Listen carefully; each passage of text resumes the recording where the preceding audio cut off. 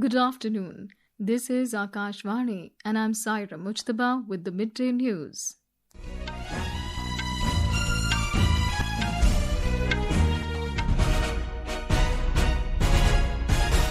The headlines. Prime Minister Narendra Modi flags off 4 new Vande Bharat Express trains from Banaras Railway Station in Uttar Pradesh. Says trains like Vande Bharat, Namo Bharat and Amrit Bharat are laying foundation for the next generation of Indian railways. Campaigning intensifies for the second and final phase of Bihar Assembly elections, with senior leaders holding multiple rallies to woo the voters. Winter session of Parliament to begin from 1st of December. President Droupadi Murmu departs on a week-long state visit to 2 African nations of Angola and Botswana. In Jammu Kashmir, 2 infiltrators killed in an encounter with security forces in Keran Sector of Kupwara district. Flight operations return to normal at Delhi's Indira Gandhi International Airport after yesterday's technical glitch. And in men's cricket, final match between India and host Australia underway in Brisbane. And now the news in detail. Prime Minister Narendra Modi flagged off 4 new Vande Bharat Express trains from Banaras Railway Station today. Speaking on the occasion, Prime Minister Modi said that trains like Vande Bharat, Namo Bharat and Amrit Bharat are laying the foundation for the next generation of Indian railways. He said that today, with the launch of 4 new Vande Bharat trains, that is Banaras Khajuraho, Lucknow Saharanpur, Firozpur Delhi and Ernakulam Bengaluru, the number of Vande Bharat trains running in the country has increased to more than 160. आज वंदे भारत, नमो भारत और अमृत भारत जैसी ट्रेनें भारतीय railway की अगली पीढ़ी की नींव तैयार कर रही है। ये भारतीय रेलवे को ट्रांसफॉर्म करने का एक पूरा अभियान है। वंदे भारत भारतीयों की, भारतीयों द्वारा, भारतीयों के लिए बनाई हुई ट्रेन है, जिस पर हर भारतीय को गर्व है।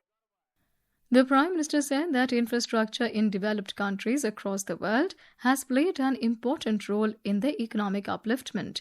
The Prime Minister said that today, Uttar Pradesh development has opened up greater tourism opportunities.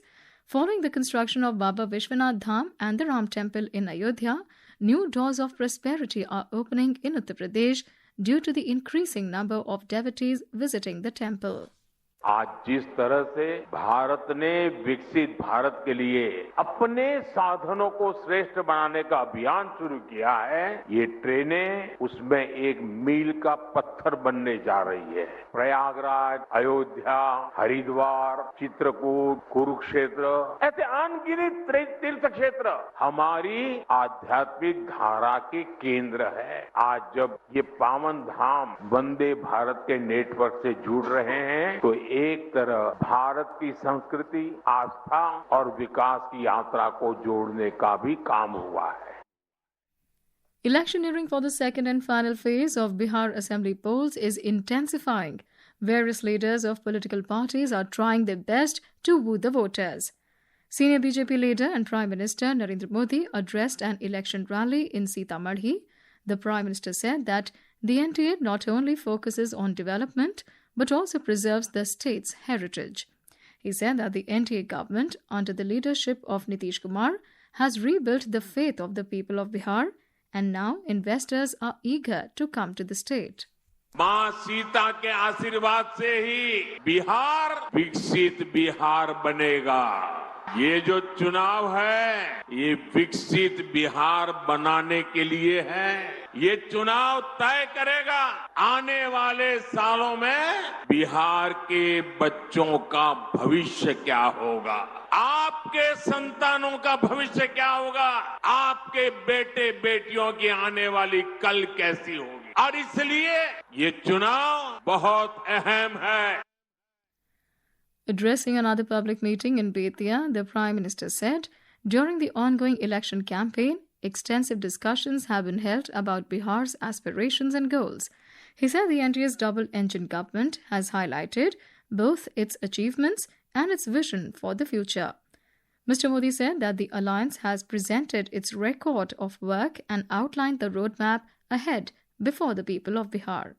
आज बेतिया से मैं बिहार के हर माता पिता, बिहार के हर नौजवान से कहूंगा, वो दिन दूर नहीं जब बिहार की पहचान फूड प्रोसेसिंग के पावर हाउस के रूप में होगी, टूरिज्म से होगी, टेक्सटाइल से होगी, बिहार की पहचान टेक्नोलॉजी से होगी। मेक इन इंडिया के एक बड़े सेंटर के रूप में होने की दिशा में कदम बढ़ रहे हैं। Janata Dal United President and Chief Minister Nitish Kumar addressed public meetings in Rafiganj in Aurangabad and Imamganj in Gaya. Speaking in Rafiganj, he said that after assuming power in 2005, his government made remarkable improvements in education and health sectors.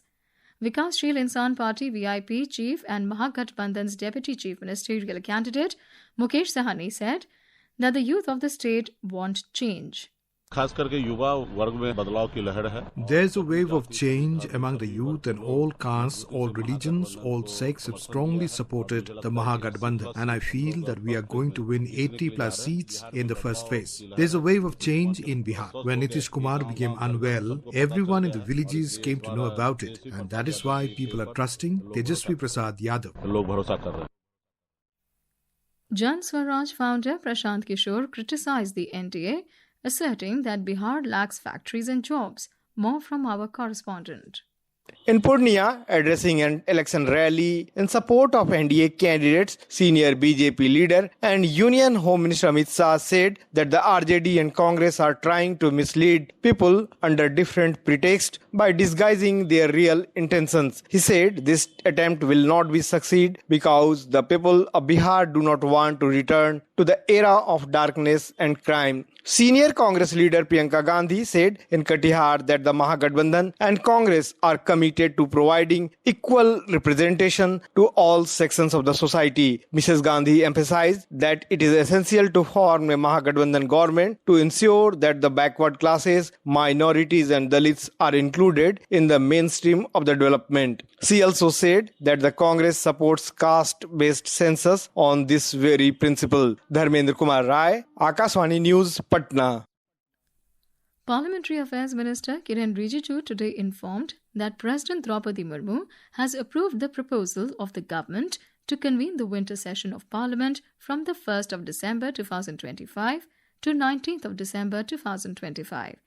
In a social media post, Mr. Rijiju said that the government is looking forward to a constructive and meaningful session that strengthens democracy and serves the aspiration of the countrymen. President Droupadi Murmu has left on a state visit to Angola and Botswana. She will reach Angola later tonight. This is the first ever state visit by an Indian head of state to the two African nations.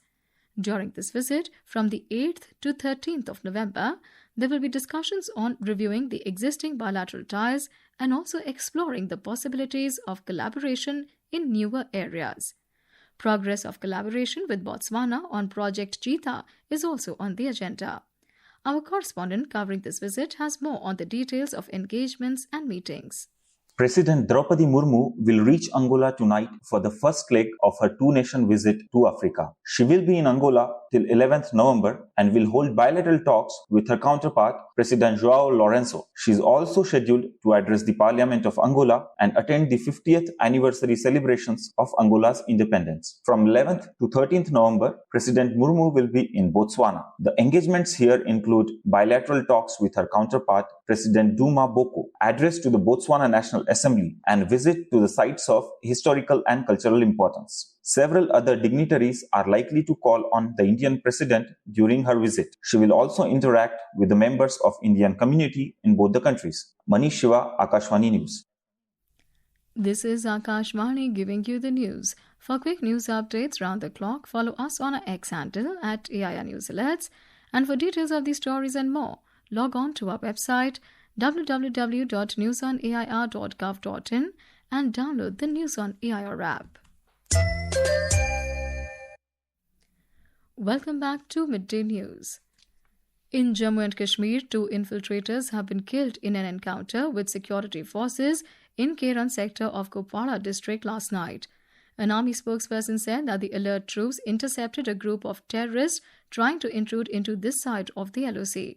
He said after the group was challenged by the troops, fierce gunfighting ensued, in which 2 unidentified infiltrators were killed. The spokesperson said that the operation in the area is still continuing. In Chhattisgarh's Garhia-Band district, 7 Maoists have surrendered. They laid down their arms before the Inspector General of Police, Raipur Range, Amrish Mishra. On the occasion, the surrendered Maoists also handed over 6 weapons to the police. A total reward of 37 lakh rupees had been announced on these Maoists. All flight operations at the Indira Gandhi International Airport in New Delhi have been restored. In an advisory, Delhi Airport said that all flight operations are normal. It also advised passengers to stay in touch with their respective airlines for the latest flight status updates. Flight operations at Delhi Airport were affected yesterday due to technical issue with the Automatic Message Switching System or AMSS that supports the air traffic control flight planning process. The National Zoological Park in Delhi reopens for visitors from today. The Ministry of Environment, Forest and Climate Change said that usual safety and preventive measures shall be followed by the Delhi Zoo after its reopening for visitors. The Delhi Zoo was closed for visitors from the 30th of August after a report of a positive case of avian influenza virus was found in the waterbird aviary. The ministry said all prescribed biosafety and surveillance guidelines issued by competent authorities have been followed. Prime Minister Narendra Modi and Vice President C.P. Radhakrishnan extended their greetings to veteran BJP leader L.K. Advani on his 98th birthday today. In a social media post, Mr. Modi prayed for Mr. Advani's good health and a long life.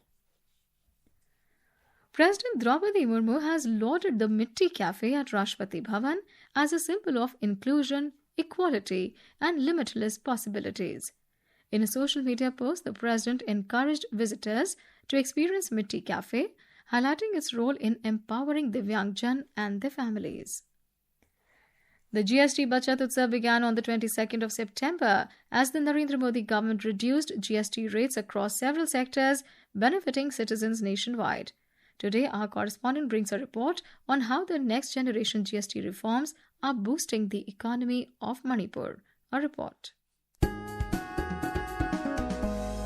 The new GST reforms are aimed at driving inclusive growth and providing financial relief to Manipur's artisans, farmers and small businesses. Under the revised tax structure, the tax rates on packaged coffee has been slashed from 18% to 5%, bringing substantial relief across the state's coffee industry. With this significant reduction under GST 2.0, districts such as Ukhrul, Senapati and Chandel, which are important hubs for coffee cultivation, are being benefited as the sector generates additional employment in processing, packaging and distribution networks. Similarly, the GST rates on processed food items such as pickles, bamboo shoots, fermented foods, vegetable preparations have also been brought down to 5% from 12% tax slab, marking a major boost for producers and affordable market access for consumers. Along with this, GST on many essential goods in the state have now come under a reduced tax slab, making local products more affordable and giving a boost to regional industries and livelihoods. This rationalization under the new GST reforms is aimed at stimulating great demand, preserving employment and invigorating rural and craft economy across Manipur. With Rohan, Aman Yadav, Akashvani News, Delhi. And in men's cricket, India were 52 for no loss in 4.5 overs against Australia in the final game of the 5-match T20 series at the Gabba in Brisbane when reports last came in. Australia won the toss and opted to bowl first. And now, before we end the bulletin, the headlines once again. Prime Minister Modi flags off 4 new Vande Bharat Express trains from Banaras Railway Station in Uttar Pradesh. Says trains like Vande Bharat, Namo Bharat and Amrit Bharat are laying foundation for the next generation of Indian railways. Campaigning intensifies for the second and final phase of Bihar Assembly elections, with senior leaders holding multiple rallies to woo the voters. Winter session of Parliament to begin from 1st December. President Droupadi Murmu departs on a week-long state visit to 2 African nations of Angola and Botswana. In Jammu and Kashmir, 2 infiltrators killed in an encounter with security forces in Keran Sector. Flight operations returned to normal at Delhi's Indira Gandhi International Airport after yesterday's technical glitch.